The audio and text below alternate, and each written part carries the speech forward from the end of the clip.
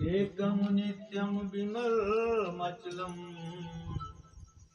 सर्वधी साक्षिभूतं भावातीतं त्रिगुणरहितं सद्गुरुं नमामि। ओम अखंडानंद बोधाय से संतापाणि सच्चिदानंद रूपाय तस्मै श्री गुरुवे नमः। प्रेम से बोलो अलखनाथ महाराज की, सतगुरुदेव भगवान की। नींद नहीं आएगी आज, चिंता ना करो, केवल बात सुनती रहो तुम्हारी। सभी लोग महामृत्युंजय भगवान की साधना करें। ओम त्र्यंबकं यजामहे सुगंधिं पुष्टिवर्धनम् उर्वारुकमिव बन्धनान् मृत्युर्मुक्षीमामृतात्। ओम त्र्यंबकं यजामहे सुगंधिं पुष्टिवर्धनम् उर्वारुकमिव बन्धनान् मृत्युर्मुक्षीमामृतात्। ओम त्र्यंबकं यजामहे सुगंधिं पुष्टिवर्धनम् उर्वारुकमिव बन्धनान् मृत्युर्मुक्षीमामृतात्। ओम त्र्यंबकं यजामहे सुगंधिं पुष्टिवर्धनम् उर्वारुकमिव बन्धनान् मृत्युर्मुक्षीमामृतात्। ओम त्र्यंबकं यजामहे सुगंधिं पुष्टिवर्धनम् उर्वारुकमिव बन्धनान् मृत्युर्मुक्षीमामृतात्। ओम त्र्यंबकं यजामहे सुगंधिं पुष्टिवर्धनम् उर्वारुकमिव बन्धनान् मृत्युर्मुक्षीमामृतात्। ओम त्र्यंबकं यजामहे सुगंधिं पुष्टिवर्धनम् उर्वारुकमिव बन्धनान् मृत्युर्मुक्षीमामृतात्। ओम त्र्यंबकं यजामहे सुगंधिं पुष्टिवर्धनम् उर्वारुकमिव बन्धनान् मृत्युर्मुक्षीमामृतात्। ओम त्र्यंबकं यजामहे सुगंधिं पुष्टिवर्धनम् उर्वारुकमिव बन्धनान् मृत्युर्मुक्षीमामृतात्। ओम त्र्यंबकं यजामहे सुगंधिं पुष्टिवर्धनम् उर्वारुकमिव बन्धनान् मृत्युर्मुक्षीमामृतात्। ओम त्र्यंबकं यजामहे सुगंधिं पुष्टिवर्धनम् उर्वारुकमिव बन्धनान् मृत्युर्मुक्षीमामृतात्। अलखनाथ भगवान की, मृत्युंजय भगवान की।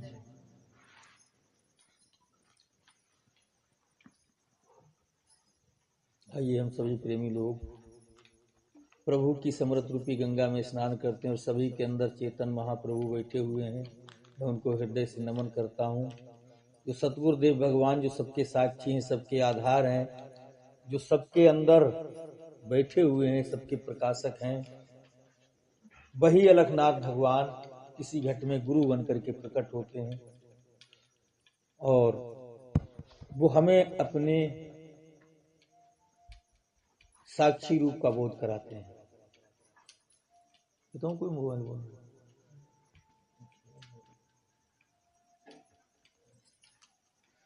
तो संत महापुरुष सभी वेद शास्त्र में एक बात पर बल देते हैं कि हमें आपको ये जो मानव तन मिला हुआ है ये पता नहीं किस वक्त चला जाए, इसका कोई पता नहीं। तो जब तक मिला हुआ है तब तक हम इससे लाभ ले लें। और इससे लाभ क्या है? जो साक्षी हमारे अंदर बैठा हुआ है, जो देखने वाला है, जो जानने वाला है। वैसे शरीर में जानने वाले कई लोग हैं, लेकिन एक जानने वाला ऐसा होता है जो सारे जानने वालों को जानता है। जैसे मन भी जानता है, बुद्धि भी जानती है, इंद्रियां भी, सभी जानते हैं। लेकिन ये कभी होते हैं और कभी नहीं होते। लेकिन जो साक्षी है, जो मन को भी जानता है, जो बुद्धि को भी जानता है, जो सारे जानने को भी जानता है, नहीं जानने को भी जो जानता है, वो साक्षी परमात्मा हर समय सबके पास हाजिर है। उसका कोई रूप रंग नहीं है, उसका कोई नाम नहीं है। और फिर जिस नाम से उसे पुकारो वो उस नाम से है। वही परमात्मा अजर अमर विनाशी, वही हमारा आपका असली रूप है। और वही परमात्मा जो साक्षी है।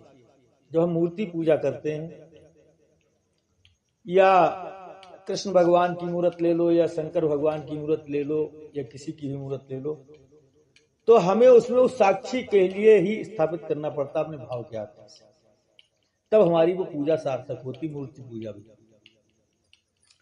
वरना अगर आप इस साक्षी से अनभिज्ञ हैं तो वहां भी पूजा आपकी व्यर्थ है और यहां भी पूजा व्यर्थ है, जब तक आप साक्षी का बोध नहीं करें। साक्षी को जानना ही अपने निस्वरूप को जानना है, साक्षी का बोध करना ही अपने निस्वरूप का बोध करना है। तो हमारी खोज जो है, हमारा जो प्रेम है, हमारी जो ध्यान की धारा है, हमारी जो भावना है, वो जो जानने में आता है, मानने में आता है, देखने में आता है, अनुभव में आता है, स्पर्श में आता है, उधर जा रही है, उधर लगी हुई है। इसीलिए हमारा रास्ता जो है संसार की तरफ चला गया है। संत महापुरुष बतलाते हैं कि इस संसार में तुम जितनी भी खोजें करोगे, मतलब अपने से दूसरे की, साक्षी को छोड़ करके, और जितनी भी खोजें हमारी आपकी होती हैं वो सब दुख की होती हैं। जितनी ज्यादा खोजें कर ली उसने उतना ही बड़ा बंधन अपने पास इकट्ठा कर लिया, वो उतना ही दुखी है, उतना ही परेशान है, उतनी ही झंझट उसके पास है। और जिसने साक्षी के नेतृत्व में रह करके, साक्षी की निगरानी में रह करके अगर खोजें की हैं, तो वो खोजें उसकी सार्थक बन जाती हैं, वो सहायता में लग जाती हैं।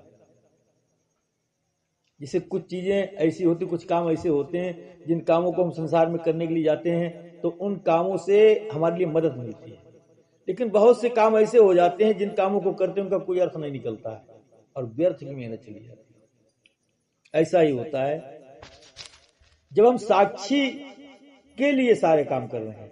जैसे एक व्यक्ति घर में होता है तो वो अपने घर परिवार के लिए मेहनत मजदूरी करता है, या कि मोहल्ला वालों के लिए करता है, या नातेदारों के लिए करता है, नहीं करता है ना, वो अपने ही बीवी बच्चों के लिए करता है।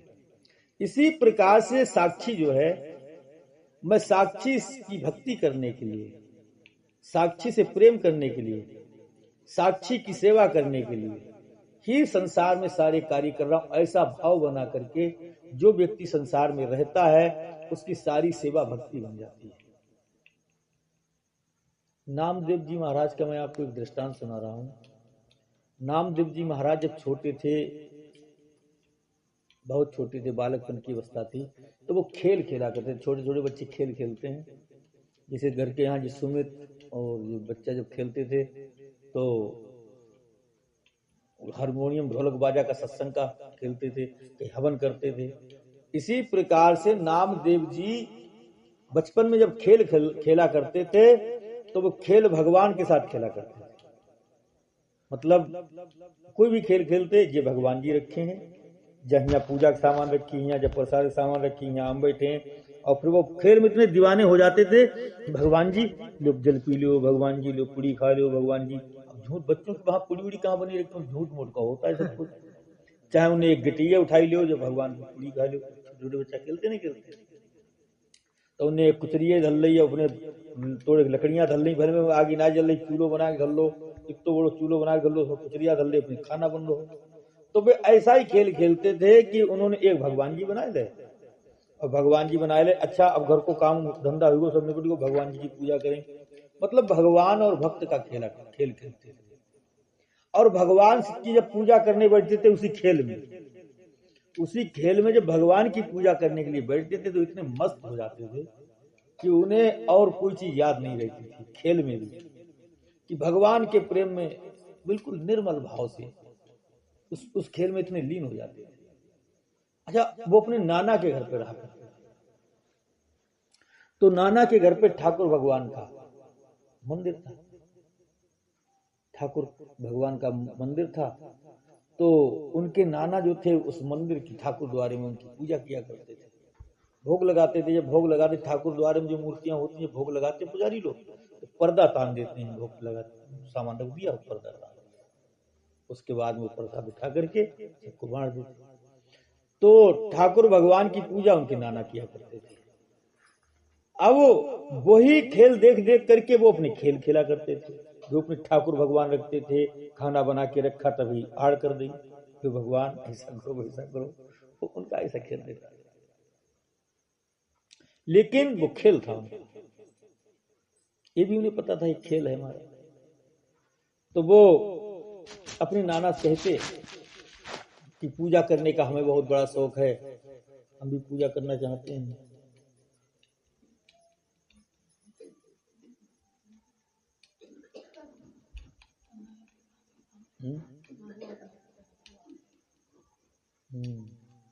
अरे उसकी पता नहीं कैसे कर लेता है।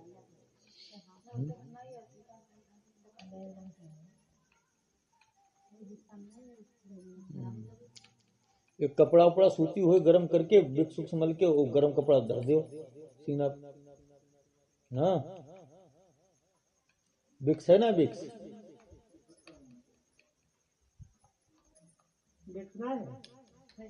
विक्स लगाए थे, पत्ता उत्ता नहीं काम, पत्ता मत पत्ता उत्ता धर के सूती गरम कपड़ा लपेट दो, गर्मी बनी रहा है। बोली सतगुरुदेव भगवान की जय। तो वो अपने नाना से कहते नामदेव कि नाना हमें भी पूजा करना सिखा दो, हम भी भगवान की पूजा किया करें। बड़ी उनके अंदर लालसा लगी। तो उनके नाना कहते भाई जब टाइम आएगा तो बता देंगे तुम्हारे लिए, जब तुम सीख जाओगे तभी पूजा तुमसे कराया करेंगे। अब हम भी बूढ़े हो गए, ठाकुर भगवान की पूजा तुमसे कराया करेंगे। तो करते करते वो उस आस में बैठे बैठे काफी समय व्यतीत हो गया। तो एक दिन उनके नाना का 3 दिन के लिए कहीं बाहर जाना था, 3 दिन के लिए वो कहीं बाहर काम से जाते थे, जाना था उनका। तो उन्होंने नामदेव से कहा कि नामदेव हम आज से तीसरे दिन जाएंगे बाहर, 3 दिन लगेंगे, जब तक तुम ठाकुर भगवान की पूजा करोगे, भोग लगाओगे, समय से वहां सफाई करोगे, नहलाओगे धुलाओगे, वस्त्र पहनाओगे और उनके लिए भोग लगाओगे। अब तो नामदेव बड़े खुश कि अब हमारे लिए मौका मिलेगा ठाकुर भगवान की पूजा करने का, क्योंकि अभी तक तो हम बच्चे थे, हमसे नाना जी करवाते ही नहीं थे पूजा, अब हमें मौका मिलेगा। जब उनके नाना बाहर गए जिस दिन, और उनके नाना समझा गए देखो ठाकुर भगवान को भोग लगा देना बढ़िया करके, कहीं भूल भाल जाओ। बोले नहीं नाना हम जरूर लगा देंगे। अब वो जब गए, नामदेव ने बढ़िया करके दूध बनाया, उसमें सौंफ डाली, मिश्री डाली, इलायची डाली, खूब बढ़िया करके दूध बनाया और जाकर के मंदिर सफाई की, ठाकुर भगवान को नहलाया, उन्हें वस्त्र पहनाए। वस्त्र पहनाने के बाद फिर वो दूध लेकर के आए और दूध उन्होंने अंदर रख दिया और पर्दा डाल दिया। कहा ठाकुर भगवान हम पहली बार आपकी पूजा करने आए हैं और आप दूध पी लो, भोग लगा लो, क्योंकि भोग लगा करके उनके नाना जब लाते थे प्रसाद उन्हें देते थे, तो उनके जल्दी भोग लगा लो, उसके बाद हम अपनी प्रसाद हम भी खाएं। व्रत रह करके उन्होंने भोग लगाया। अब ठाकुर भगवान वैसी भोग लगता था उनका रोज, 10-15 मिनट के बाद उन्होंने पर्दा हटा के देखा, दूध पूरा का पूरा रखा, दूध पिया ही नहीं, भोग ही नहीं लगाया। अब उन्हें क्या पता कि इसी भोग लगता है, नामदेव क्या तो बच्चे थे, निर्मल भाव था उनका। बोले फिर पर्दा डाला, बोले ठाकुर भगवान हमारे नाना जी पता नहीं कैसी कैसी बात कह करके तुमसे भोग लगाते हो और हमें वो बातें याद नहीं, लेकिन हम आपके हाथ जोड़ते हैं, खुशामद करते, विनती करते हैं प्रभु आप भोग लगा लो, भोग जल्दी लगा लो, उसके बाद हम भी भोग लगाएं, हम भी खाएं प्रसाद आपका। फिर देखा आधे घंटे बाद भोग लगाई। अब नामदेव रोने लगे बैठ करके, अगर आप भोग नहीं लगाओगे और नाना जी हमारे पूछेंगे आकर के तो वो हमें कभी पूजा नहीं करने देंगे, और हम आपकी पूजा करना चाहते हैं, हम आपकी सेवा करना चाहते हैं। और वो नाना जी हमारे पहले ही कहते थे कि अगर तू पूजा सही करने लगा तो उससे पूजा कराया करेंगे, और तुम पहली बार ही हमसे भोग नहीं ले रहे हो, भोग नहीं लगा रहे हो। पूरा दिन हो गया भोग ही नहीं लगाया, लेकिन नामदेव ने भी नहीं खाया। और घर पर जब आए तो उनकी नानी ने पूछा बेटा भगवान जी को भोग लगा दिया? तो उन्होंने कहा अगर हम ये कह दें कि नहीं लगाया भोग, नहीं किया, तो ये नाराज हो जाएंगे हमारी नानी कि तुझे पूजा करनी नहीं आती, तुझे मनाना नहीं आता। तो उन्हें झूठ मूठ कह दिया अपनी नानी से हाँ भोग लगा, लेकिन भोग नहीं लगाया, उन्होंने भी नहीं खाया कुछ। दूसरा दिन हो गया, फिर उन्होंने दूसरा दूध बनाया ताजा, फिर इलायची वगैरह डाली, इलायची वगैरह डाली, फिर रखा जाकर के ठाकुर भगवान के आगे, फिर पर्दा डाल लिया और रोने लगे भगवान भोग लगा दो, भगवान भोग लगा दो। जब फिर शाम होने आई लेकिन भोग नहीं लगाया तो भगवान जी ने सोचा ये बालक हट्टी है और इसे ये नहीं पता कि ऐसे ही भोग लगता है, इसके सामने तो साक्षात ही भोग लगाना पड़ेगा तभी मानेगा। तो आखिर भगवान उसकी निर्मलता का प्रकट हो गए, क्योंकि नामदेव को पूरा पूरा विश्वास था कि भगवान प्रकट होकर के ही भोग लगाते हैं। जब वो प्रकट हुए, प्रकट होकर के उन्होंने भोग लगाया तो उन्होंने देख लिया, बैठे बैठे देखत आते जगह के भगवान जी लगा रहे भोग ना लगा रहे। तो जैसे भगवान जी प्रकट हुए उन्होंने भोग लगाया, बोले ओ हो प्रभु आज हमके दर्शन हुए। वैसे तो मूर्ति के रूप में ही तुम्हारे दर्शन करते थे, आज तुम मूर्ति से बाहर निकल के आए हो। आज तभी उन्होंने नामदेव में जाकर के पैर पकड़े और बड़े गदगद हो गए। अब तो तीसरे दिन भी उन्होंने जैसी रखा आओ भगवान, और भगवान जी जैसे भोग लगाते तो रोक लेते थे, बोले रुक जाओ ज्यादा मत पीना क्योंकि हम भी पिएंगे, रोक लेते थे। अब क्या हुआ, नाना जी आए उनके, बोले बेटा ठाकुर भगवान को भोग लगा दिया? बोले हाँ लगा दिया। पहले दिन तो नाना जी तुम्हें क्या बताएं, पहले दिन तो बहुत देर लगाई ठाकुर भगवान ने, प्रकट ही नहीं हुए और भोग ही नहीं लगाया तो हमने भी नहीं खाया। फिर दूसरे दिन हम बढ़िया दूध लाए बना के, तब कहीं प्रकट होकर के उन्होंने दूध पिया। अब नाना का दूध पिया? बोले हाँ। बोले हमने जबरदस्ती छीना, थोड़ा बहुत बचा हमारे लिए, वो तो सब पी ले रहे थे। बोले अच्छा, बोले हमारे सामने लगवा हुआ तो हम माने तुम झूठ तो नहीं बोल रहे हो। चलो नामदेव ने फिर रखा दूध, बोले महाराज प्रकट हो प्रभु और दूध पियो आकर के। अभी प्रकट है ना।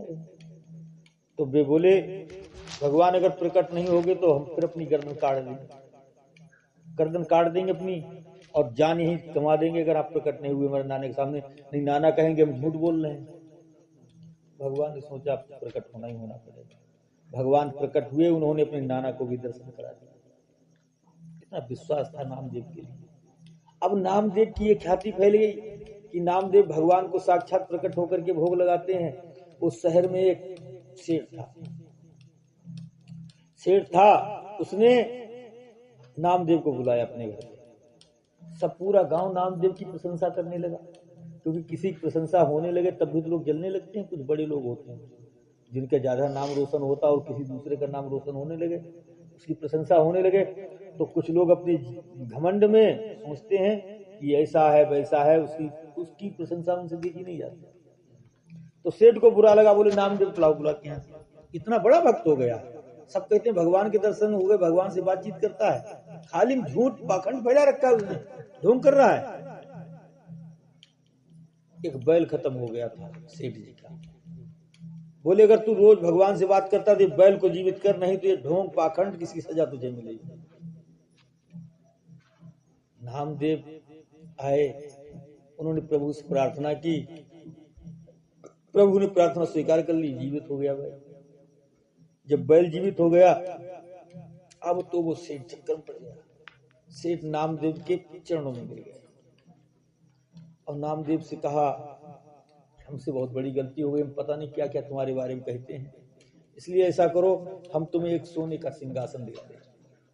सोने का सिंहासन दिया नामदेव के लिए। नामदेव अपने सर पे रख करके लेकर के आए, बोले सिपाहियों को साथ में भेज दिया, कोई छीन न ले इनसे, कोई रास्ते में चोर न ले ले। तो नामदेव लेकर के गए, इसमें भगवान जी को बिठाएंगे, लेकिन भगवान जी को ना, और सेठ भी अपने आप में बड़ा गरूर पैदा करे कि मैंने सोने का सिंहासन दिया है। नदी में आए, नामदेव ने नदी में वो सिंहासन डाल दिया, तो वो दिया। अब तो सेठ बड़े नाराज हुए। सेठ जी बोले तुम्हें पता है वो सिंहासन कितना बढ़िया था, कितना कीमती था, उसे लाओ निकाल के, उसे निकाल के लाओ, तुमने नदी में डाल दिया, हम तुम्हें दूसरा सिंहासन देंगे। तो बोले चलो भाई निकाल देते हैं चल के जहां पे डाला है। तो वहां जब पहुंचे, उन्होंने वहां से तमाम सिंहासन निकाले, उससे कीमती नदी में ये महिमा थी नामदेव। तमाम से बोले इसमें देखो कौन सा सिंहासन है तुम्हारा। अब दो सेठ और चक्कर में पड़ गया, फिर चरणों में गिर गया। कुछ दिन बीत जाने के बाद सेठ दान किया करता था, सोनी चांदी दान, तुला दान करता था संतों का। तो सब भिखारी लोग जो भी जाता उसके बराबर सोना तोल करके उसको दे देता। सब गए लेकिन नामदेव नहीं गए। नामदेव के पास बुलावा भेजा, बोले तुम भी आओ। नामदेव ने कहा मुझे कोई कमी ही नहीं, जिसके पास राम नाम का धन हो उसे किस बात की कमी है, मैं तो पूर्ण संतुष्ट हूं, मुझे जाने की जरूरत नहीं है। लेकिन कई बार बुलावा भेजा तो नामदेव पहुंचे। बोले भाई सब लोग आए, तुम क्यों नहीं आए, तुम भी ले लो। बोले मैं क्या ले लूं तुमसे, तुम क्या मुझे दोगे। बोले तुलादान। बोले तुलादान बाद में करना। एक तुलसी का पत्ता लिया और उस पर उन्होंने रा लिख दिया, मां नहीं लिखा, राम का आधा नाम लिख दिया, राम का आधा नाम लिख दिया और एक पल्ले में रख दिया तुलसी का पत्ता। बोले इसके बराबर हो। तो सेठ कहने लगा नामदेव क्यों हमारी मजाक बना रहे हैं, अरे इसके बराबर क्या लोगे तुम, आप बैठो ना, आपके बराबर। बोले तुम इसी के बराबर दो।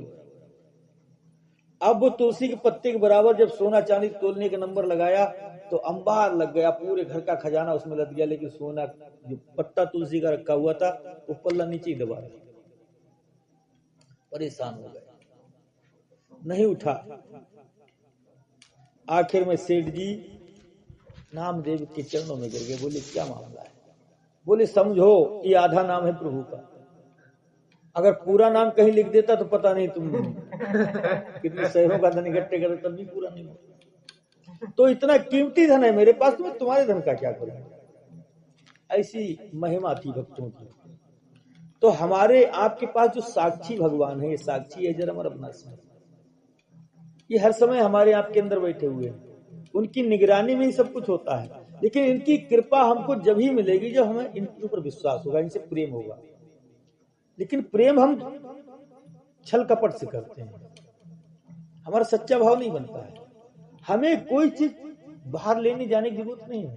हमारा मंदिर ये है, ये मंदिर, इस मंदिर के अंदर साक्षी भगवान प्रकट है, जो जानने वाले हैं, देखने वाले हैं, बोलने वाले हैं, हर रूप से विद्यमान है। ऐसे परमात्मा इस मंदिर में है, तो इस मंदिर में बैठ करके इनसे भक्ति करने का तरीका अपने भाव बनाओ, सच्चे भाव हो, विश्वास के साथ, लगन के साथ। रोजाना सुबह शाम सत्संग भजन रोज कर किया करो। इनसे मुलाकात जो नहीं करता है वो गुमराह हो जाता है, वो संसार में भटकने लगता है। आज एक बहुत बड़ा चमत्कार हुआ। हम आज लेटे हुए थे, लेटे लेटे तो हमारे ख्याल आया दिल में, सबका हिसाब किताब, आखिर सत्संग का असर हमारे ऊपर क्यों नहीं हो रहा है, हम कितने गुमराह हो गए इस दुनिया में, हमें लाभ क्यों नहीं हो रहा। ऐसी हालात में अगर हमारा प्राण निकल जाए फिर क्या होगा।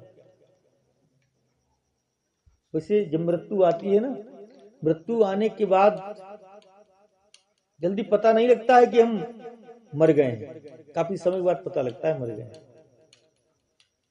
मृत्यु के टाइम हम लोग रोना चिल्लाना शुरू कर देते हैं, लेकिन मृत्यु के टाइम रोना चिल्लाना नहीं चाहिए।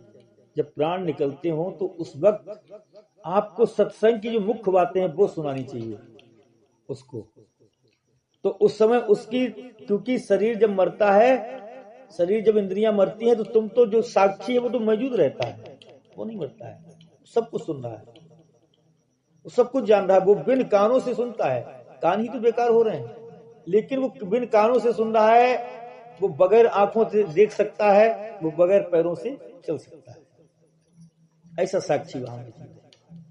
तो उस समय ये प्रभु के प्रेम की, उस साक्षी भाव की बातें सुनाना चाहिए, ताकि उसका ध्यान वहां पर लग जाए, उसकी अंदर आस वो पैदा हो जाए।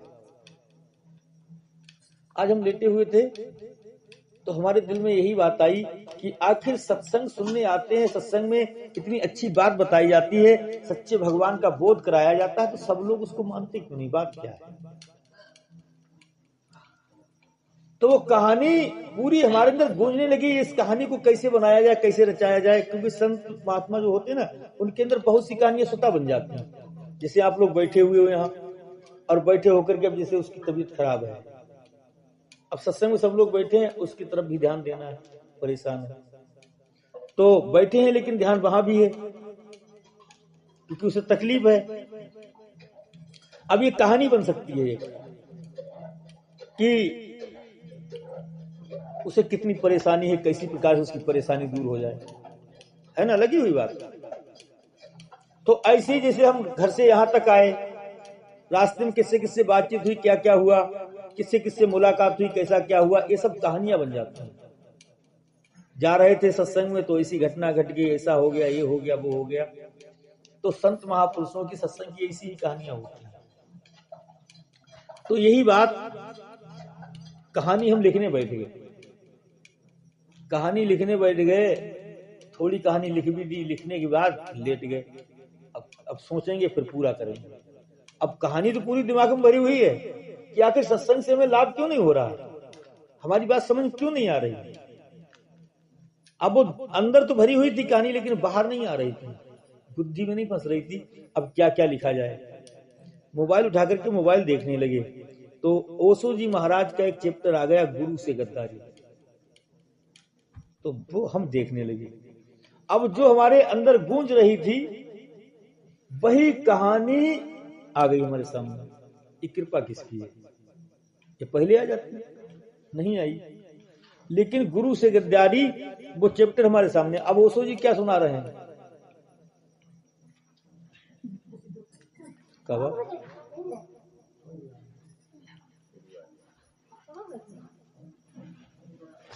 ओशो जी क्या सुना रहे हैं कि सत्संग में भक्त लोग जो आते हैं उनकी 4 श्रेणियां होती हैं।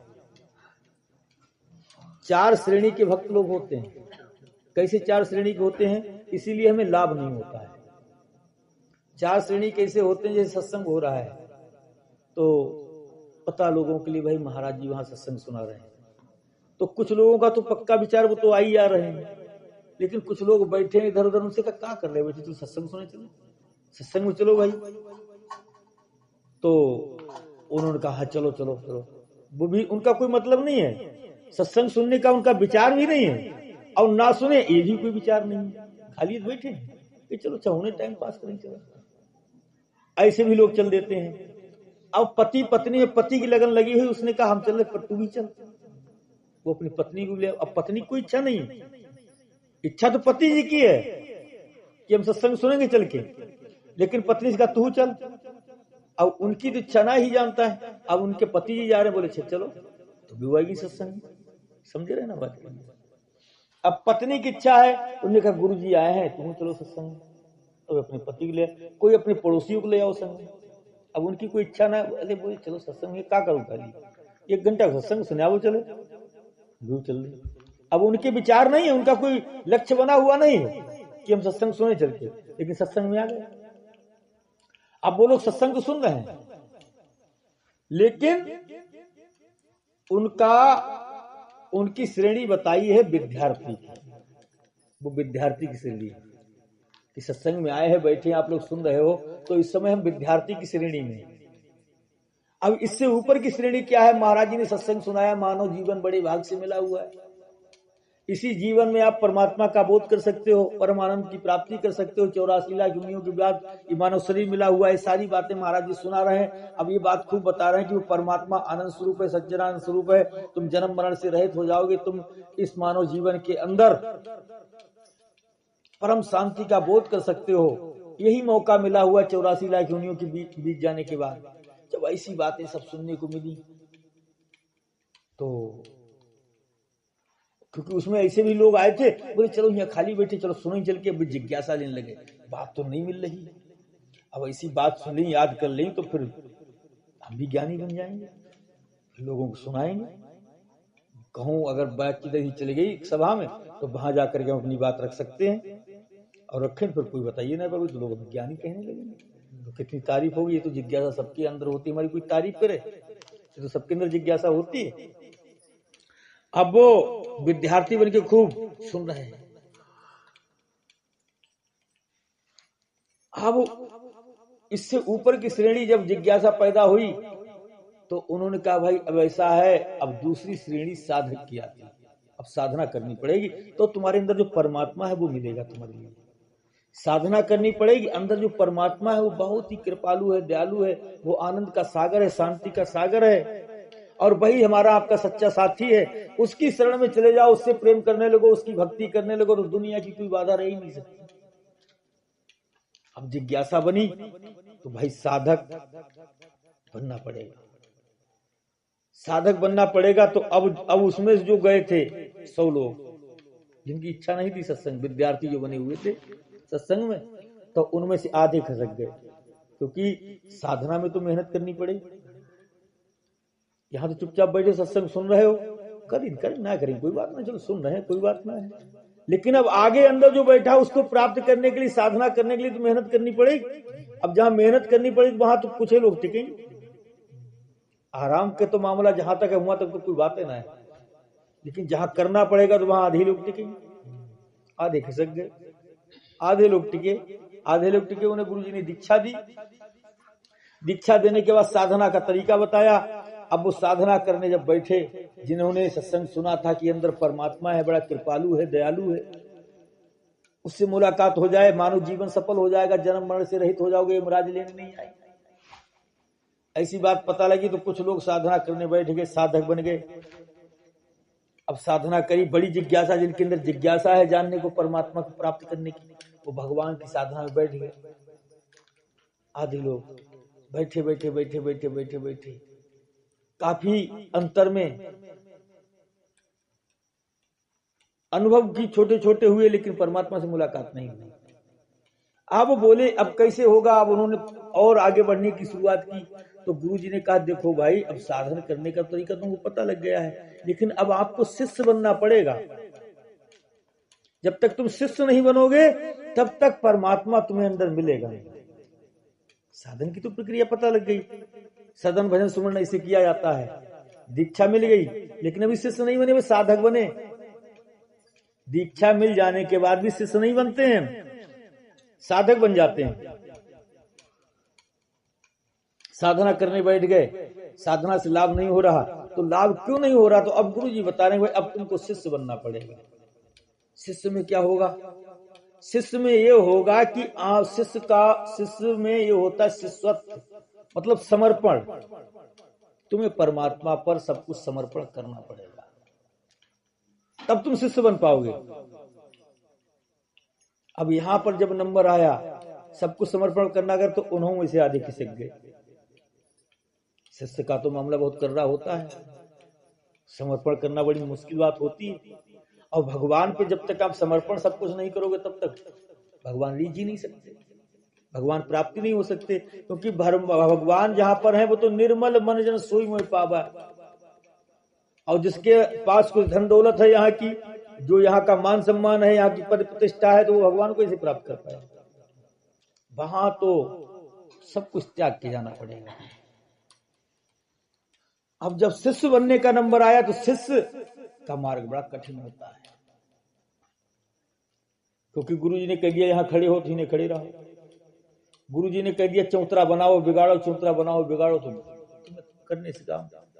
और तुमने जहां अपनापन दिखाया कि कुछ विचार किया, कुछ और किया, तो शिष्य कहां रह गए। फिर तो तुमने मन के विचार से किया। बहुत पहले मैंने आपको एक कहानी सुनाई कि एक भगत जी पहुंचे, सत्संग हो रहा था, संत जी का सत्संग सुना तो पता लगा संत महाराज ये तो बहुत ज्ञानी, उनकी बातों को सुना। लेकिन एक भगत जी पहुंचे, वे पहली मीट मछली खाते ना, एक तिलक लगाते, बढ़िया कपड़े पहनते थे, तो वे पहुंचे तो खूब आराम से धन्नाटे से पहुंचे, निसंकोच होकर के हम तो भगत जी हैं, हमसे तो बहुत खुश हुई महाराज जी, बड़े गौर से सुन रहे, मोहल्लों वाले कह रहे हैं ये तो भगत जी आज सुन रहे हैं बेटी बेटी सत्संग, बताओ जब ये सुन रहे हैं तो महात्मा जी बड़ा ज्ञानी हुई, सुन रहे। तो उनकी बातें सुनकर के भगत जी की समझ में आई। भगत जी ने कहा गुरु जी हम आपके शिष्य बनना चाहते हैं और हमको गुरु दीक्षा दे दो। बोले भाई शिष्य तो आपको मैं जब ही बनाऊंगा जब आप पहले मीट मछली खाओगे तब। इसी बीज को तो लेकर के बैठे हुए थे वो, ये मीट मछली नहीं खाते हैं, ये बीज था उनके अंदर ना। बोले मीट मछली खानी पड़ेगी भाई तभी आपको शिष्य। अब तो बड़ी जोर की चोट लगी। आखिर में उन्हें तय ही करना पड़ा। गुरुजी कह रहे भाई आपको मीट मछली खानी पड़ी तभी मैं आपको शिष्य बनाऊंगा। अब मन कह रहा है, बुद्धि उनकी कह रही है अरे होई। गुरुजी पहुंचे हुए हैं, गुरुजी भवसागर पार करने के लिए तैयार हैं, भवसागर पार कर देंगे तो वो जाने हमें तुम्हें क्या है खाने में, खा लो। गुरुजी बहुत पहुंचे, उनके ऊपर समर्पण हो जाओ और फिर गुरु की तो बात माननी चाहिए। तभी से उनने भगत जी ने हाँ कर दी, बोले ठीक हम गुरुजी मीट मछली खा लेंगे। तो यहाँ पर विचार करके देखे, उन्होंने गुरुजी की बात मानी कि अपने मन बुद्धि की मानी। मन बुद्धि की मानी ना। अगर गुरु जी की मानते तो पहली सरलता बोल देते, ठीक जैसी आपकी मर्जी, मन बुद्धि को विचार करने का मौका ही ना देते। लेकिन झटके और मन बुद्धि ने जब खूब निर्णय करके दे दिया कि अरे गुरु जी है, गुरु जी की बात मानना चाहिए, तभी कल्याण होगा, तब मानी। तो गुरु जी ये भी जान रहे हैं कि तूने मन बुद्धि की बात मानी, मेरी बात कहाँ मानी, है ना। उन्होंने कहा ठीक, इसका भी जब तक ये भी विकार जब तक दूर नहीं होगा तब तक बात नहीं बनेगी। कसौटी करने लगे गुरु। अब उन्होंने कहा मंगाओ भाई, मीट आ गया, बोले खाओ। अब तो मन बुद्धि की बात बेकार हो गई। मन बुद्धि कहने लगे गुरु जी खवाइए सुना दी, लेकिन अब तो वहां तैयार हो गया, मन बुद्धि फेल हो गया। और जैसे खाने की स्टार्ट हुए, जब मन बुद्धि फेल हो गया और जैसे खाने, तब गुरु जी ने रुक जाओ, वो भी बात फेल कर दी। कहने का मतलब ये है, समर्पण मेरा बुद्धि के विचारों से ना हो, मन के विचारों से ना हो। मतलब वहां तो मन और बुद्धि की हुकूमत चल रही है। जहां मन बुद्धि का भी जो प्रकाशक है, वो एक रामायण में चौपाई आती है कि मन बुद्धि के सहित समर्पण हो जाए, मन बुद्धि के सहित मेरा मन भी समर्पण हो जाए, मेरी बुद्धि भी समर्पित हो जाए, तब सरलता हुई। जब ऐसा समर्पण हो जाएगा तो मन नाम की कोई चीज ही नहीं रहेगी, फिर तो परमात्मा ही परमात्मा रह जाएगा। तो वहां पर जब शिष्य बनने का नंबर आया, जहां समर्पण का नंबर, आधे चले गए, आधे लोग रह गए। क्योंकि अब चौथी श्रेणी आती है भगत की। जब शिष्य बन जाता है, शिष्य का मतलब समर्पण हो जाता है पूरा पूरा। जब समर्पण पूरा पूरा हो जाता है तब भक्त की चौथा पद आता है। और भक्त जब व्यक्ति बन जाता है तो नाम ये देव की तरह है, नाम देव की तरह भगवान प्रकट होकर के दूध पीना शुरू हो जाता है। फिर आनंद ही आनंद। जहां भक्त बन गए हम, समझो आनंद बरसना शुरू हो गया। जैसे कुम्हार जो होता है, मिट्टी के जब घड़े बनाता है तो नीचे से हाथ लगाता है, ऊपर स्थाप लगाता है, ऊपर स्थाप लगाता है ना। तो वो मिट्टी का घड़ा है, बेचारा पड़ा रहता है, खूब थापे झेलता रहता है। लेकिन यहाँ तो घड़े सब चेतन है ना। यहाँ जब गुरु थाप लगाता है तो शिष्य ही इस बात को समझता है कि गुरु जी थाप मार रहे हैं, चोट मार रहे हैं, तो अंदर से सहारा भी दे रहे हैं, है ना, अंदर से सहारा भी दे रहे हैं। लेकिन जो शिष्य पद पर नहीं होता, जहां साधक होता है, तो साधक के ऊपर जब चोट पड़ती है तो अपनी साधना छोड़ के भाग जाता है। बहुत लोग भाग गए नहीं भाग गए। लेकिन जो शिष्य हो जाता है, जो समर्पण कर देता, तन मन धन सब अर्पण हो गया, तो फिर जब गुरु जी ठुकाई लगाते हैं शब्दों की, बुराइयों की, किसी प्रकार की, क्योंकि सत्संग में गुरुओं की मार अजब अजब तरीके की होती है, तो वो अंदर से हाथ भी लगाए रहते हैं।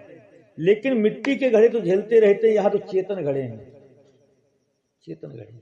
तो उनमें से जो भाग जाते हैं ना, जो शिष्य बनकर के ही भाग जाते हैं, जब उनके ठोक लगती है, जब वो भाग जाते हैं तो लोग कहते क्यों भाई, तुम तो गुरुमुख है, तुम भगत जी सत्संग में तो बहुत याद करे, अब कब वापसी की,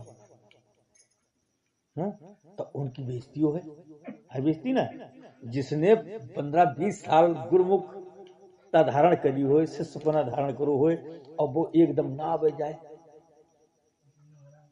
तो लोग मोहल्लो वाले तो फिर बेका कहा, फिर का कहा, अरे भाई क्या बता, मैं हम चक्कर में पड़ गए, पहले हम ना समझे है इसी बात की, अब समझे जाए। तो वे बुराइयों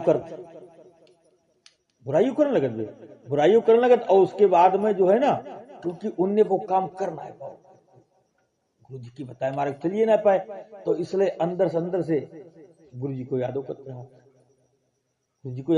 इसी बात ना, अंदर से गुरु जी को यादव करते रहे, उनको तारीफों करते रहे, और कहो बुराइयों करेंगे, अब बुराई ना करेंगे।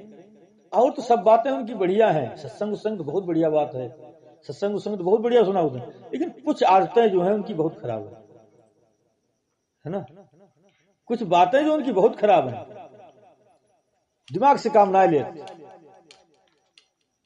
क्योंकि अगर वे इतनी बात कहेंगे ना तो वे छोड़ चले गए, उनसे भव ना तो काम साधना शिष्य पना को वो काम हुई ना पाओ, उस पर चल ना पाए।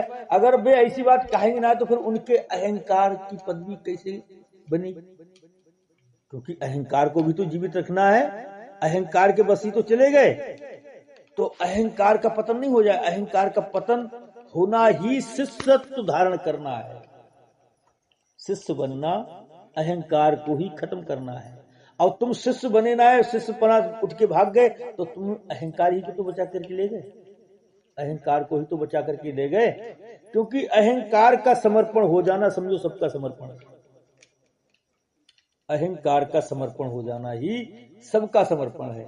इस मार्ग में अगर सबसे बड़ी बाधा है तो अहंकार। अहंकार को बचाने के लिए हम आप पता नहीं क्या क्या करते हैं। अहंकार बच जाए, अहंकार बच जाए, और अहंकार ही विनाश की जड़ इस मार्ग में।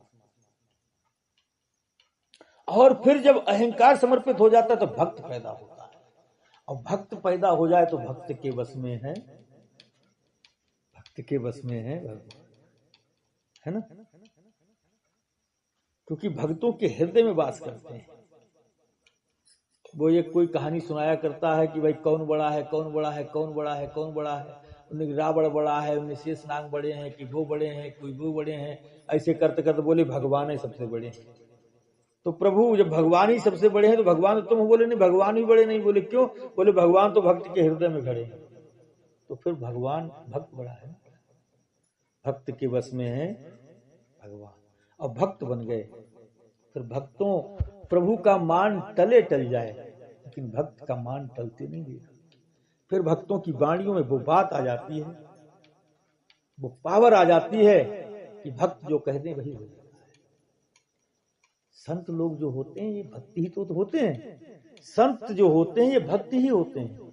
इनसे बड़ा भक्त कोई नहीं, संतों से बड़ा कोई भक्त नहीं है। जिसने चौथा पद छीन लिया, चौथा पद छीनने का मतलब भक्त, भक्ति ही संत होते हैं। और यहां तक बताया गया है कि प्रभु मुझे अपने भक्तों का दास बना, प्रभु मुझे अपने भक्तों का दास बना लो। तो भक्त कौन है? संत ही तो है। संतों के चरणों का जो दास बन गया वो भी प्रभु का प्यारा हो गया।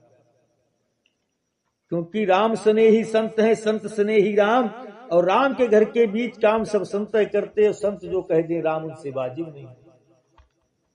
संत जो कह दे भगवान को वो बात माननी ही माननी पड़ती है। ऐसे कई प्रमाण मिलते हैं शास्त्रों के अंदर। एक पत्नी थी, भगवान के पास गई और प्रभु से प्रार्थना करने लगी, प्रभु हमारे एक ही संतान दे दो, एक ही संतान दे दो। तमाम ज्योतिषियों महात्माओं को दिखाओ, महात्माओं ने देखा, बोले भाई तुम्हारे तो एक जन्म छोड़ो 7 जन्म तक कोई संतान नहीं। प्रारब्ध में लेखा जोखा देखा प्रारब्ध का, बोले तुम्हारे तो 7 जन्म कोई संतान ही नहीं। एक भगवान का भक्त आ गया संत, उनके यहाँ भोजन किया, भोजन खाया। भोजन खाने के बाद और पता लगा तुम्हारे यहाँ कोई बच्चा उच्चा नहीं। बोले बच्चा ना है महाराज। बोले अच्छा क्या बात हुई? बताई महाराज ऐसी सी बात है। बोले एक नहीं 7 पुत्र होंगे तुम्हारे। लेख में क्या लिखा? 7 जन्म तक पुत्र नहीं होंगे, लेकिन संतों ने कह दिया 7 पुत्र होंगे। अब उनके घर में 7 पुत्र खेल। ब्रह्मा जी से नारद जी ने कहा क्यों नारद ब्रह्मा जी आपने तो, मैं आपसे जब पूछने के लिए आया था कि उसके यहाँ पुत्र क्यों नहीं होगा। बोले उसके 7 जन्म पुत्र है, उसके 7 पुत्र हैं, कैसा लेखा जोखा हो गया तुम्हारा। तो ब्रह्मा जी बोले भाई ये मेरे बस की बात नहीं, ये भगवान के भक्तों की बात है।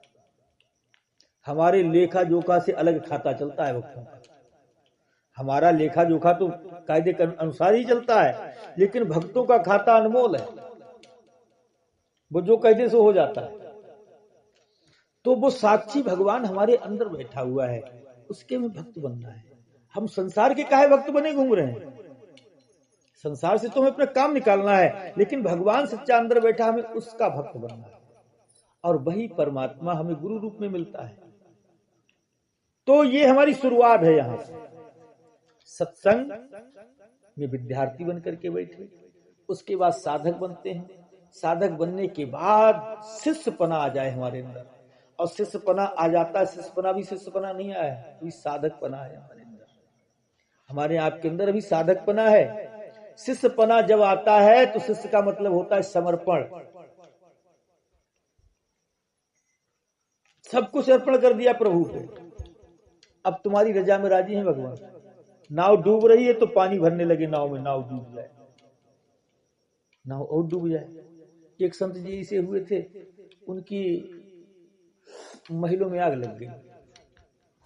उनके महलों में आग लग गई तो वो कुछ सामान बच गई। लोगों मोहल्ला वाले आए, उन्होंने जब आग लगी तो कुछ सामान बच गई, कुछ सामान उन्होंने निकाल के अलग धर दे, निकाल ले। अब भी आए भगत जी, बोले तुम्हारे महलों में आग लग गई? बोले आग लग गई? बोले हाँ। बोले आए देखा? बोले जब आग लगी जे क्या?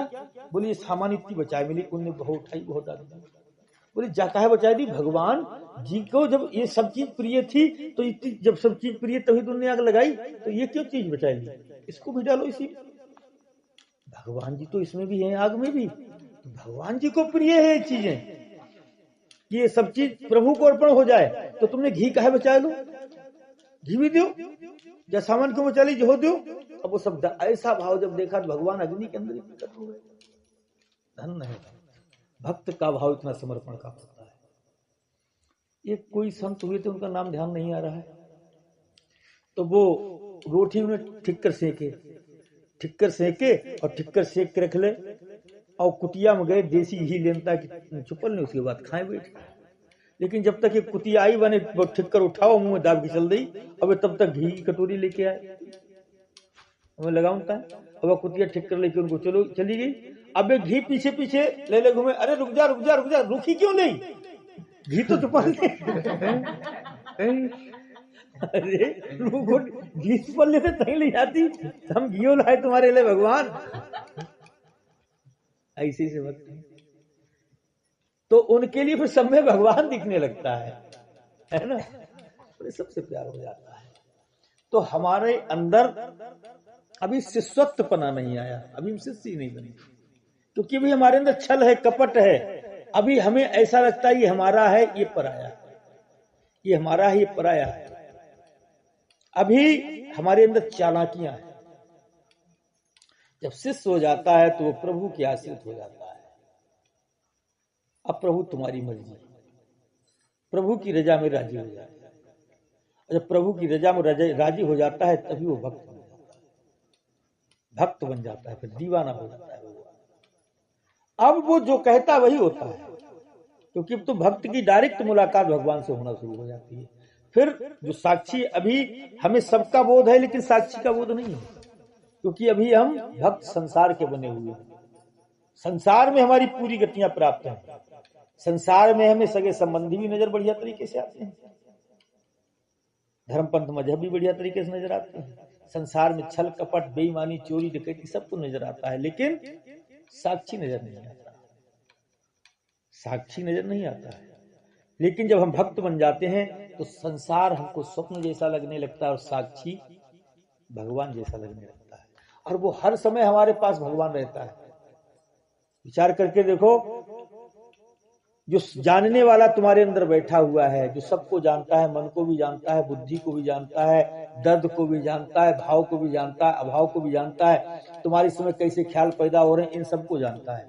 जो जानने को भी जानता है और ना जानने को भी जो जानता है, ऐसा भगवान हर समय हाजिर रहता है, तुम्हारे पास नहीं रहता है। वो जानने वाला, सुनने वाला, कान सुनते हैं, सुनने वाला तो कोई है ना, जो सुन करके बताता है बात सही है। मैं सुना रहा हूं तो इस बात का भी निर्णय करके कोई बता रहा बात सही है, तो बुद्धि बताती हाँ सही है।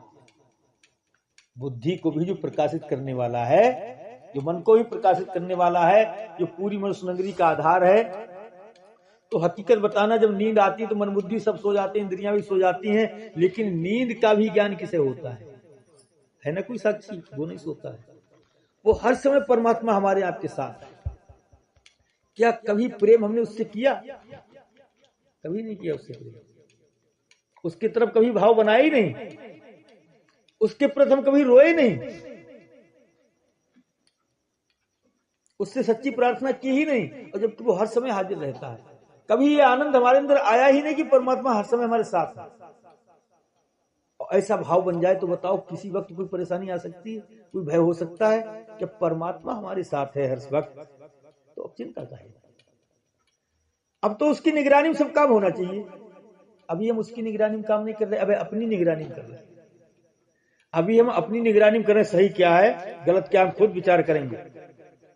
जैसे महाराज जी ने कहा भाई मीट मछली खानी पड़ेगी तब मैं तुझे दीक्षा दूंगा, तो मन बुद्धि ने कहा देख भाई गुरु जी हैं बढ़िया, जो गुरु जी का भी निर्णय करके बता रही मन बुद्धि, अभी तुम उसके गुलाम हो, उस अहंकार के गुलाम। तो अहंकार बता रहा है गुरु जी हैं बहुत बढ़िया है, और गुरु जी की तो बात माननी पड़ी। हम गुरुमुख जब बनने हैं तो गुरु भक्ति तो जब ये जब गुरु जी की आज्ञा मानो, ऐसा तुम्हारे अहंकार ने, ऐसी तुम्हारी बुद्धि ने जब तुम्हें बताया तब तुम समर्पित हुए। तो उनकी नजर उनसे तुम समर्पित हुए, आप तो मन बुद्धि की उसमें समर्पित हुए, अभी आप खुद मालिक बने हुए। इसी प्रकार जब हम भजन करने बैठते हैं, इसी प्रकार जब भजन करने बैठते हैं तो ध्यान हमारा श्वास में लगा है, सो हम सो हम सो हम। तो हम अपने ध्यान को श्वास में लगा रहे हैं। ध्यान हमारा लग रहा है नहीं लग रहा है ऐसा भी साक्षी जान रहा है, जान रहा है, साक्षी नहीं जान रहा।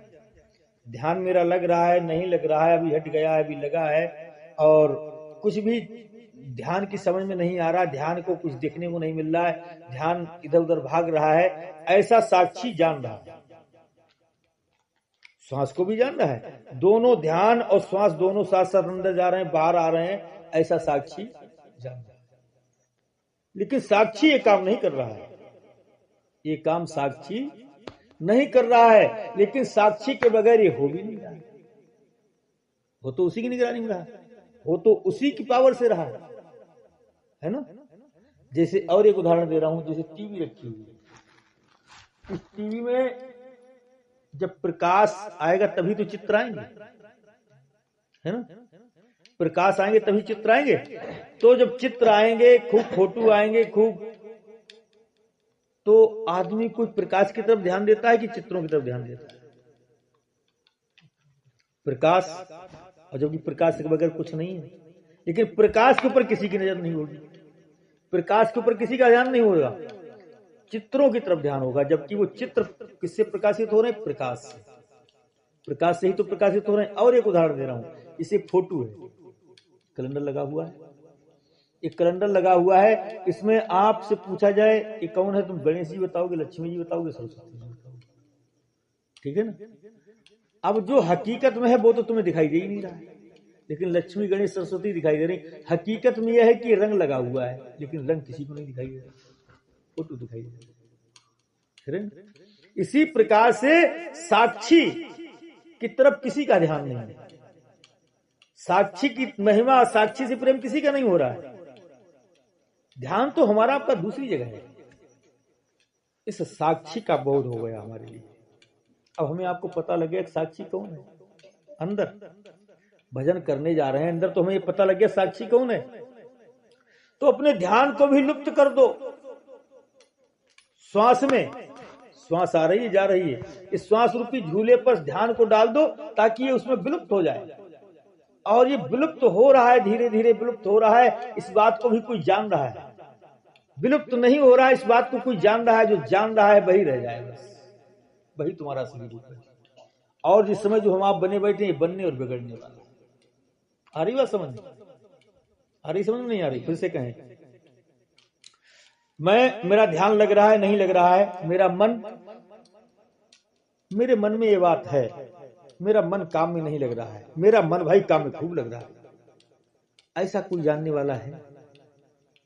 साक्षी तो जानता है। मेरी बुद्धि में ये बात नहीं फंस रही है भाई, मेरी तो बुद्धि में खूब समझ में आ रही है।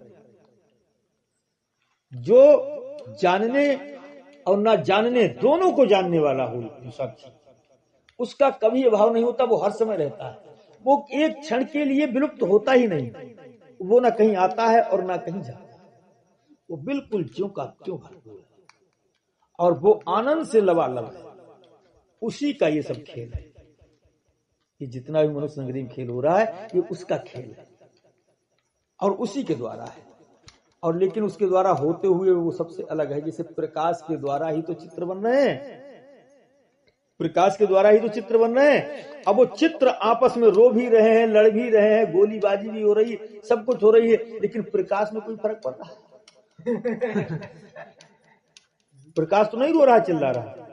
अब प्रकाश के ही द्वारा सारी कहानी बन रही, लेकिन प्रकाश जब लड़ाई झगड़ा होता था तब भी प्रकाश ज्यों का त्यों था, और जब वो लड़के मर गए, उनको आगी लगा दी गई, मर गए, तब भी प्रकाश ज्यों का त्यों ही।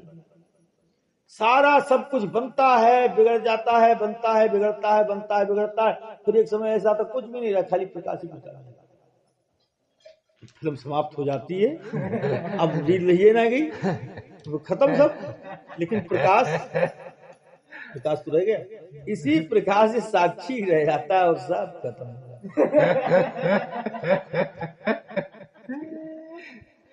इस साक्षी के प्रकाश में सब कुछ प्रकाशित हो रहा है, मन भी प्रकाशित हो रहा है, इंद्रियां भी प्रकाशित हो रही है, शब्द भी प्रकाशित हो रहे हैं, और अच्छा बुरा भी प्रकाशित हो रहा है, धर्म पंथ मजहब भी, मोह ममता प्यार सब कुछ प्रकाशित हो रहा है। साक्षी तो देख रहा है, जान रहा है। अच्छा एक बात बताओ, तुमने कभी देखने वाले के ऊपर, जानने वाले के ऊपर आफत आती देखी है? जैसे यहाँ पे दो आदमी लड़े आपस में और तुम यहाँ देख रहे हो, अब आपस में लड़के कट के मर जाए, तुम्हें दर्द हो कुछ? तुम्हारे तो कोई चोट फेट ना लगी, तुम तो सही हो, तुम्हें कोई दिक्कत ना है भाई है?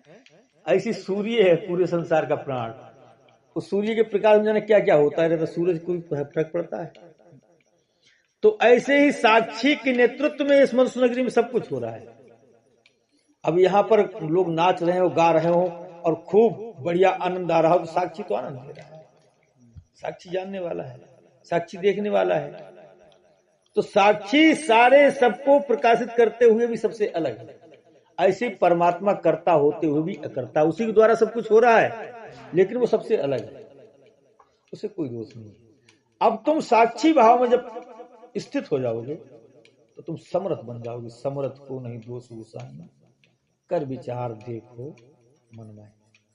तो ऐसा परमात्मा हमारे आपके अंदर है, जो अजर अमर अविनाशी है, जो ना पैदा होने वाला है, ना मरने वाला है, जो ना स्त्री है ना पुरुष है, उसके पास ना कोई धर्म है, ना कोई पंथ है, ना कोई मजहब है, उसके पास ना कोई नियम है, ना कोई संयम है, वो ज्यों का त्यों एक रस अखंड है ना, अखंड है। और उसके जब हम भक्त बन जाते हैं, उससे जो हमारा प्रेम हो जाता है, किसका? मन का। हम आप मन ही तो हैं। अभी इस मन का संबंध बाहर के लोगों से है, उस साक्षी से संबंध नहीं है। तो जब तक जीवन रहे तब तक साक्षी का प्रेम, साक्षी से प्रेम इस मन का हो जाए मेरा, ये मन मतलब गुरुमुख बन जाए। गुरुमुख बनने का मतलब होता है कि साक्षी से इसकी मुलाकात हो जाए। बाहर भी वही साक्षी है जो घट के अंदर प्रकट है, इसको गुरु बोलते हैं।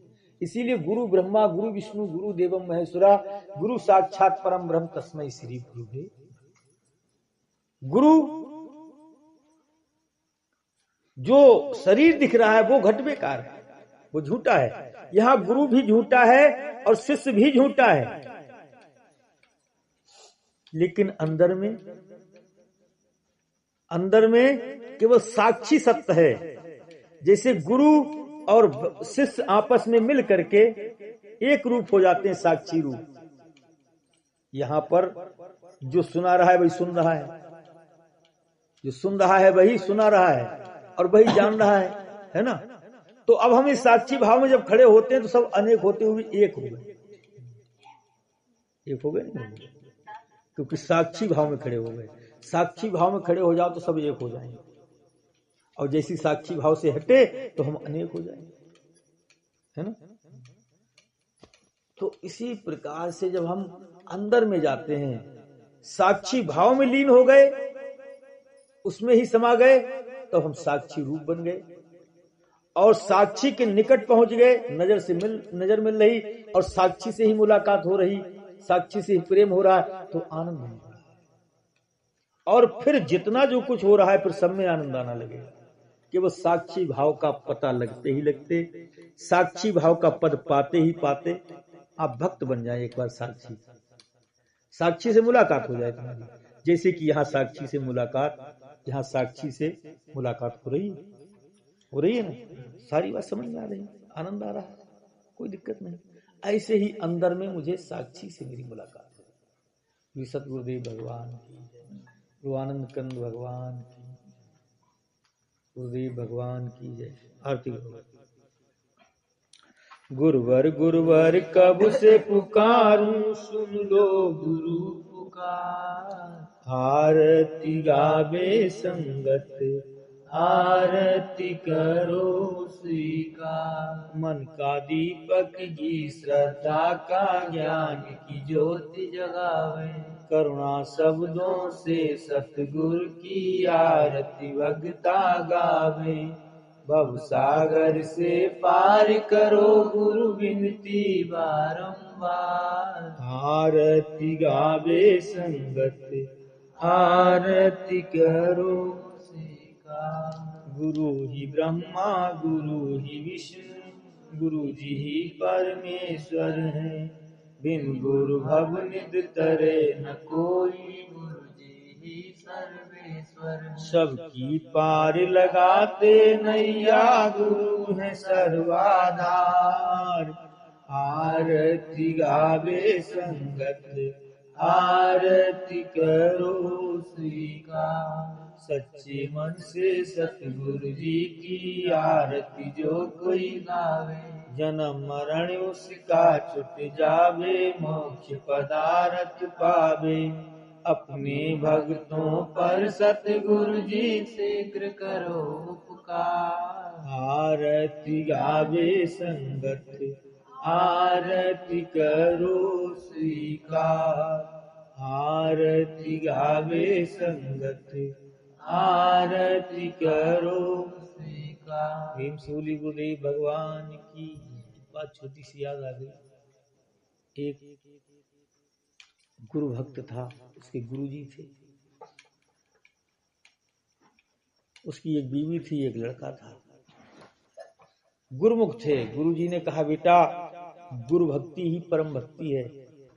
गुरु भक्ति अगर जीते जी आपने प्राप्त कर ली, गुरु की आज्ञा में रहना सीख गए, गुरु की निगरानी में अपने जीवन को जीना सीख गए, ठीक है ना, गुरु की निगरानी में अपने जीवन को जीना सीख गए तो मानव जीवन सफल हो जाएगा।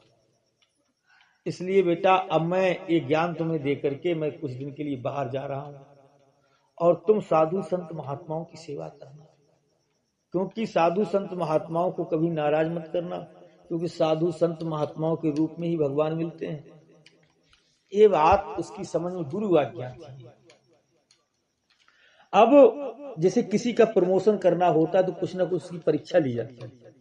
इसी प्रकार से हम आप भक्ति कर रहे हैं गुरु जी के सानिध्य में, तो भक्ति कर रहे हैं तो भक्ति में आपको अंदर तरक्की कैसे मिले, उस परमात्मा की तरफ आप जल्दी जल्दी कैसे बढ़ो, तो कुछ ना कुछ गुरु परीक्षाएं लेता है। और ये इसी युग में नहीं, हर युग में ऐसा हुआ है।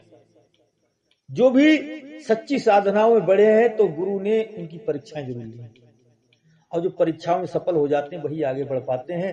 और वरना जो सफलता नहीं, जिन्हें लगता है बहुत मेहनत है, ये भक्ति उक्ति हमसे नहीं होगी, वो छोड़ के चले जाते हैं, है ना, फिर वो दुनिया में बदनामी करते हैं जाकर के। ऐसे ही से श्लोक संतों का पतन करते हैं। मुख्य बात यह है, क्योंकि उन्होंने खुद तो मेहनत की नहीं, इसलिए वो तत्व को प्राप्त कर पाए नहीं, तभी वो संतों की बदनामी करना शुरू कर दिया। तो एक दिन क्या हुआ, उनके घर में एक संत जी आ गए। संत जी आ गए तो अब वो तो गुरुमुख थे, उनकी गुरु जी की आज्ञा थी कि जो भी संत महापुरुष तुम्हारे घर पे आए उनकी खूब सेवा करना, उन्हें खुश रखना, उन्हें किसी प्रकार का कष्ट ना हो। अब जब आए उनके घर पर तो उन्हें खूब उनकी सेवा की, खूब हाथ पैर दावे, खूब सेवा की, खूब बढ़िया बढ़िया नाश्ता पानी, महाराज जी आपको कोई कष्ट ना हो, सब प्रकार से कपड़े लेते धोना, नहाना धोना सब फिट। संत जी ने देखा ये तो भक्त बहुत बढ़िया है, इससे बढ़िया आराम कहाँ मिलेगी, तो वो एक दिन को टिकने थे वहीं टिक गए। संत जी वहीं टिक गए। अब खूब उनकी सेवा हो और गुरु जी की आज्ञा। एक दिन क्या हुआ, उनका बच्चा था, वो सेठ जी थे, उनके बच्चे सोने चांदी हीरा मोती पहने हुए था, वो खेलने गया था संत जी के साथ। तो संत जी ने देखा कि इसके माल जेवर तो बहुत है, क्या करना चाहिए। संत जी ने उस बच्चे का गला दाब दिया और गला दाब के गड्ढे में लाश को दाब दी और माल जेवर सब उतारा, बांध के चले आ गया फिर सेठ जी के घर। शाम हुई, बच्चा नहीं आया। जब बच्चा नहीं आया तो सेठानी ने ढिंडोरा पिटवाई हमारे बच्चे को, भाई कोई लाए, किसके यहाँ हमारा बच्चा भेज दो, हमारा बच्चा भेज दो, किसके यहाँ है हमारा बच्चा। तो एक व्यक्ति ने संत जी को मारते हुए देख लिया था। वो आया भागता हुआ, बोले अरे तुम्हारे यहाँ जो महात्मा रहते हैं, इनने महात्मा ने तुम्हारे बच्चे का गला दाब करके वहां लाश